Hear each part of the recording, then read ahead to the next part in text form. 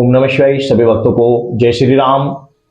शिवलिंग पर चढ़ा हुआ बेलपत्र, आपने अनेकों वीडियो में देखा होगा कि शिवलिंग पर चढ़ा हुआ बेलपत्र खाने से अनेकों प्रकार के फायदे होते हैं।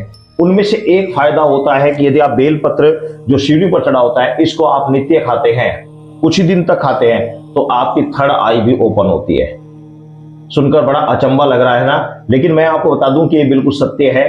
आपको बता दें कि शिवलिंग के ऊपर चढ़ा हुआ बेलपत्र खाने से आपके शरीर में जो रोग है वह रोग तत्काल आपका ठीक होने लग जाता है। कैसा भी रोगी व्यक्ति हो, उसको आप शिवलिंग पर चढ़ा हुआ बेलपत्र आप खिलाना प्रारंभ कर दीजिए, उसका रोग तत्काल उसका ठीक होना प्रारंभ हो जाएगा। आपको यदि शुगर है तो आप 3, 5, 7 या 11 की संख्या में प्रतिदिन आप बेलपत्र खाना शुरू कर दीजिए। आपका 21 दिन के अंदर ही शुगर आपका कंट्रोल हो जाएगा।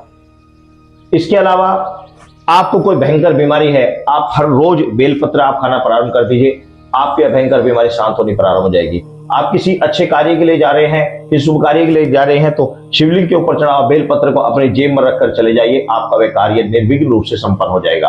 अब बताते हैं कि आपको थर्ड आई ओपन कैसे होती है। आप प्रतिदिन भगवान शंकर के मंदिर में जाइए, भगवान शंकर को जलाभिषेक कीजिए, पूजन कीजिए और बेलपत्र समर्पित कीजिए और बेलपत्र को उठाकर वापस आप खा लीजिए। इस तरीके से आप 41 दिन तक आप ये इस तरीके से आप कीजिए। 41 दिन के अंदर ही आपको बहुत कुछ अनुभव होगा और आपकी थर्ड आई ओपन होने प्रारंभ हो जाएगी।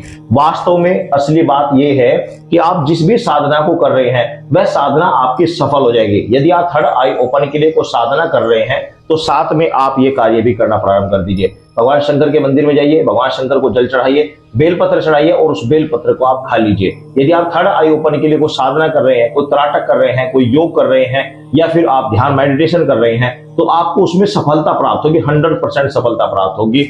बेलपत्र खाने से ये फायदा होगा। तो जो भी आप साधना, जिसके अलावा भी किसी अन्य देवी देवताओं की आप साधना कर रहे हैं, तो भी जो जिस भी साधना को आप कर रहे हैं और आप बेलपत्र खा रहे हैं, तो आपको उस साधना में 100% सफलता प्राप्त होगी। थर्ड आई ओपन की साधना ही नहीं, इसके अलावा किसी भी देवी देवता की कोई भी साधना कर रहे हो और आप बेलपत्र शिवलिंग पर जल चढ़ाकर बेलपत्र ग्रहण करते हैं, इतने समय तक जब तक आपकी साधना चल रही है, तो वह साधना आपकी 100% सफल होने के पूरे योग बन जाते हैं। तो इस तरीके से आप करें, आपको सफलता अवश्य प्राप्त होगी। सभी भक्तों को जय श्री राम।